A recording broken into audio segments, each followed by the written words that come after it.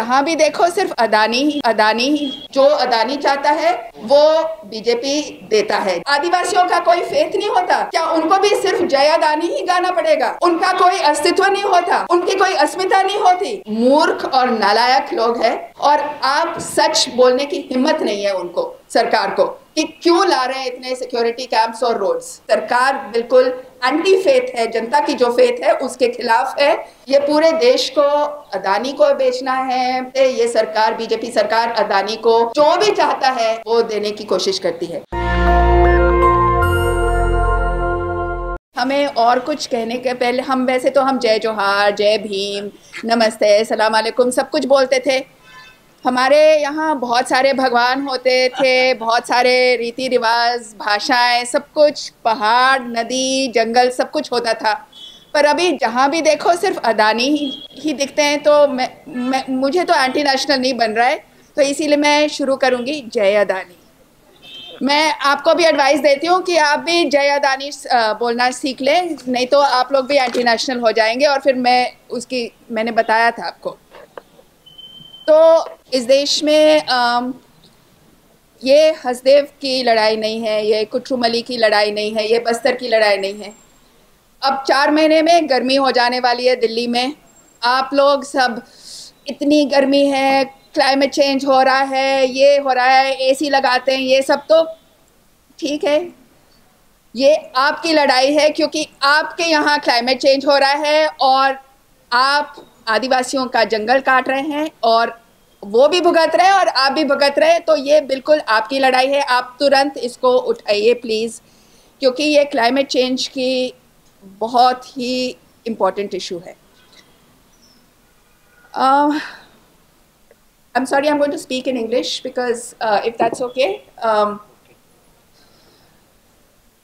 Over the last 3 years almost, 2.5 years, people have been protesting in Silgair village in the border of Bijapur and Sukhma districts. How many of you have heard of the Silgair struggle? Just please अपने हाथ उठाइए। आपने अगर सिलगैर या जो बस्तर में 2 साल 2.5 साल से जो आंदोलन होते आ रहे हैं, कितने लोगों ने उनके बारे में सुना है? थोड़ा हाथ उठाइए। Less than about 30। ये तो ऑलरेडी चोजन ऑडियंस है तो ठीक है, 30% है। पर अगर मैं आम ऑडियंस को पूछती तो मुझे लगता है कि बहुत कम। फार्मर स्ट्रगल के बारे में सबने सुना है? किसने नहीं सुना है? अपना हाथ उठाइए। आपने नहीं सुना है? प्लीज थोड़ा कुछ ना गूगल कर लीजिए, ठीक है? अब सिलगैर के बारे में भी प्लीज थोड़ा गूगल कर लीजिए, क्योंकि ये 2.5 साल से ये जो आंदोलन चल रहा है, लोग रोज वहाँ सिक्योरिटी कैंप के सामने धरना दे रहे हैं। और ये सिलगैर के ही नहीं है, पूरे बस्तर में कम से कम 20, नॉर्थ बस्तर, साउथ बस्तर को लेकर 20 ऐसे आंदोलन चल रहे हैं साल से ऊपर। कई 2 साल, कई 2.5 साल, कई 1 साल, कोई 6 महीने। और सबका एक मुद्दा है कि इस देश में एक कानून है, PESA, panchayat extension to scheduled areas act, जिसमें अगर कोई आपके ज़मीन में आके अपना कुछ भी बसाए तो आपसे पूछना चाहिए। अगर ये तो सिर्फ कानून का ही नहीं है, ये बेसिक कर्टसी है। अगर मेरे घर में कल कोई आके हैंडपंप लगाना शुरू कर दे या जो भी कुछ लगाए तो कम से कम मुझे पूछे तो ना। और लोग का जो गांव है वो उनका घर होता है, तो अगर आप घर में माइन लगा रहे हैं या सिक्योरिटी कैंप लगाने तो कम से कम उनसे पूछना चाहिए कि आप चाहते हैं इसको, नहीं चाहते हैं, आपका क्या राय है। पर अक्रॉस बस्तर पिछले कई सालों से, मतलब ये तो 5-6 साल से 10 साल से ही चल रहा है, पर पिछले 5-6 साल से इंटेंसिफाई हुआ है, शायद 8 साल से, कि हर 2-3 किलोमीटर एक सिक्योरिटी कैंप होता है। और आपने कभी देखा नहीं होगा, जो जिस तरह के बस्तर के सिक्योरिटी कैंप्स हैं पूरी बार्ब्ड वायर से घेरे हुए हैं, जैसे कि कोई कंसंट्रेशन टाइप कैंप है। उसमें पूरे पेड़ काटे जाते हैं बिना बताए। रात को ये सारे सिक्योरिटी कैंप्स आते हैं। तो जब हमने पूछा कि कलेक्टर से पूछा, आईजी से पूछा कि ये आप लोग बिना बताए रात को क्यों सिक्योरिटी कैंप्स डालते, तो वो सिक्योरिटी थ्रेट होगा फलाना ठिकाना, तो पैसा का क्या हुआ, कोई जवाब नहीं। तो हर 2-3 किलोमीटर एक सिक्योरिटी कैंप है, उसमें पूरी मतलब फोर्स भरी हुई है, और सरकार का कहना है कि अगर सिक्योरिटी कैंप नहीं होते तो हम रोड नहीं बना सकते। अब रोड बना रहे हैं, आप देखेंगे कि रोड जिस तरह से बन रहे हैं बस्तर में, 6 लेन हाईवे जो दिल्ली आगरा से भी ज़्यादा बेहतर होंगे, वो 6 लेन हाईवे, और वहाँ ज़्यादातर लोग के पास साइकिल भी नहीं है, साइकिल भी नहीं है, मोटरसाइकिल भी छोड़ दीजिए, मोटर व्हीकल छोड़ दीजिए, तो किसके लिए बन रही है 6 लेन हाईवे। और आप जैसे देखेंगे तो सीधा उनका माइनिंग से कनेक्शन है। जैसे राव घाट जो नॉर्थ बस्तर में है, उनके माइनिंग, वहाँ तो कोई माओवादी थे भी नहीं, फिर भी 22 सिक्योरिटी कैंप आ गए थे पहले से ही, 10 साल से पहले। बस्तर में कम से कम पिछले साल 64 कैंप आ गए, और ये कैंप मतलब 1.5 हेक्टर का बड़ा बड़ा कैंप होता है। और जब हमने आईजी से पूछा कि जब अगर फोर्स की ज़रूरत नहीं होगी, आप तो एक तरफ बोलते कि माओवादी प्रॉब्लम ख़त्म हो गया, दूसरी तरफ आप और अभी 3000 और जवान भेजने वाले हैं। आज की ताज़ा खबर, आज की नहीं मतलब कल परसों की ताज़ा खबर है।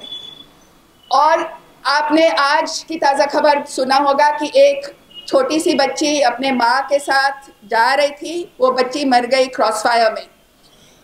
अगर आप 3000 जवान और भेजेंगे तो और भी 3000 बच्चे मरने की डर है, क्योंकि कोई कंट्रोल ही नहीं है ना। मतलब आप इतना मिलिटराइज कर रहे हैं, इतना आप लोग को, और लोग चाहते नहीं है। लोग बोल रहे हैं कि ठीक है, अगर हमें रोड चाहिए तो आप हमसे बात कीजिए, हम लोग तय करेंगे कि कहाँ रोड बनेगा, कैसे रोड बनेगा, किसके लिए रोड बनेगा। तो आपके पास कैंप्स बनाने के लिए सब कुछ है, पर वहाँ स्कूल्स, हेल्थ सेंटर, वो उतनी स्पीड से कभी भी नहीं आती। सिर्फ फोर्स आती है इतनी स्पीड से, कैंप्स आते हैं स्पीड से। पर जब सरकार को पूछा जाए कि हाँ, बिना रोड, बिना कैंप हम लोग स्वास्थ्य केंद्र नहीं ला सकते, पर ठीक है लाइए ना, वो लाते भी नहीं है। वो बहाना बन गया है बिल्कुल कि हम डेवलपमेंट के कारण ये सारा ला रहे हैं। अब पेड़ की कटाई की बात हो रही है, तो आप सोचिए कि हर 2 किलोमीटर में इतना बड़ा सिक्योरिटी कैंप आएगा, तो वहाँ जो पेड़ है उनका क्या होगा?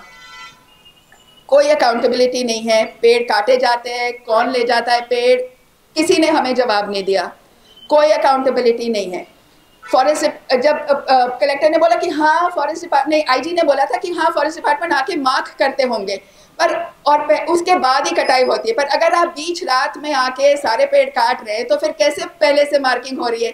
कोई लॉजिक भी नहीं है, कोई लॉ भी नहीं है, कुछ भी नहीं है। और लोग सोचते हैं कि उनको ज़रूरत भी नहीं है कुछ लॉजिक या लॉ फॉलो करने की।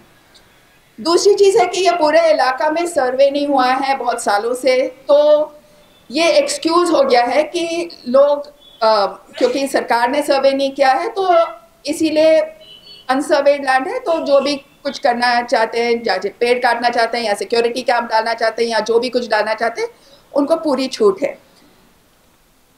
तो अगर हम बस्तर की जो सिचुएशन देखते हैं, वो जिस तरह मिलिटराइज्ड हो गया है और फिर भी लोग इतना लड़ रहे हैं, पिछले 2 साल से धरना बैठे हैं। अभी हाल से ये नए गवर्नमेंट आने से लोग को अरेस्ट कर दिया गया था, मतलब जो आंदोलन पर बैठे हैं कई लोग को अरेस्ट हुआ है, और उम्मीद है कि, उम्मीद नहीं है मतलब डर है कि और भी लोग को अरेस्ट करेंगे। तो अब कहने के लिए क्या है, आप लोग खुद ही सोचिए कि इस सिचुएशन में क्या करना चाहिए। और माओइस्ट भी बिल्कुल मूर्ख और नालायक लोग हैं, मतलब उससे भी और ज़्यादा खराब। इस साल मैं जून में गई थी तो उन्होंने किसी आदमी को मार दिया। तो उस गांव में जब मैं जा रही थी, उस इलाके में, पुलिस मुझे बोल रही है कि अरे हम लोग कुछ नहीं कर सकते, माओइस्ट ने आदमी को अपहरण करके ले लिया है, हम क्या कर सकते। तो आपके 64 सिक्योरिटी कैंप्स कर क्या रहे हैं? आपके बगल के कैंप के बगल में एक आदमी को मार रहे हैं जन अदालत में, और आप बोल रहे हैं कि हम सिक्योरिटी के कारण ये कैंप्स ला रहे हैं। आप सिक्योरिटी के कारण ये कैंप्स नहीं ला रहे, लोगों की सिक्योरिटी के कैंप्स नहीं ला रहे, माओइस्ट को खत्म करने के लिए नहीं ला रहे, आप माइनिंग के लिए ला रहे। और आप सच बोलने की हिम्मत नहीं है उनको, सरकार को, कि क्यों ला रहे हैं इतने सिक्योरिटी कैंप्स और रोड्स।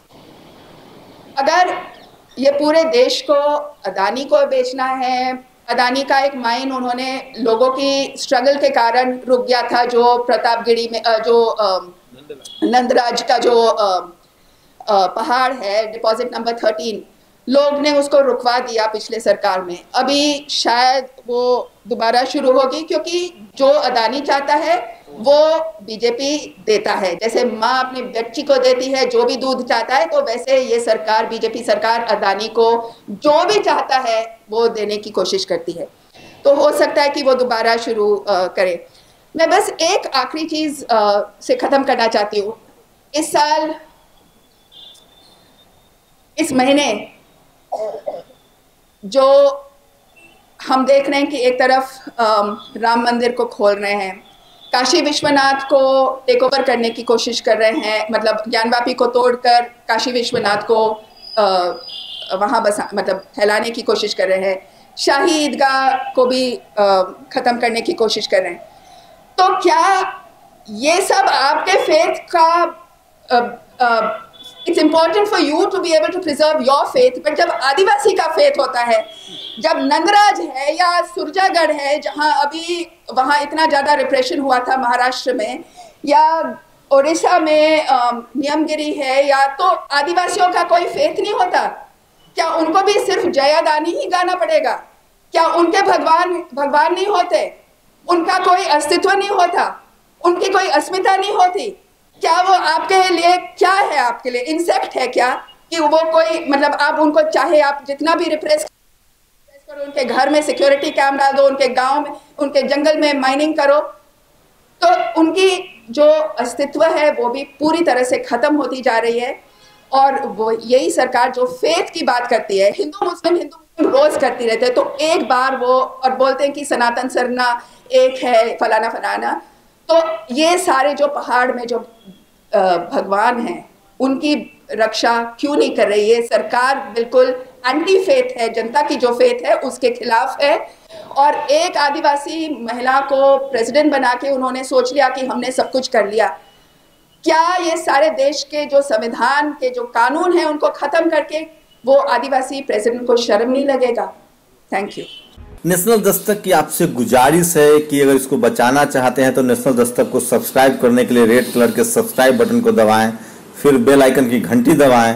नेशनल दस्तक को बचाने के लिए बहुत जरूरी है कि हर खबर को शेयर करें, लाइक करें, कमेंट जरूर करें।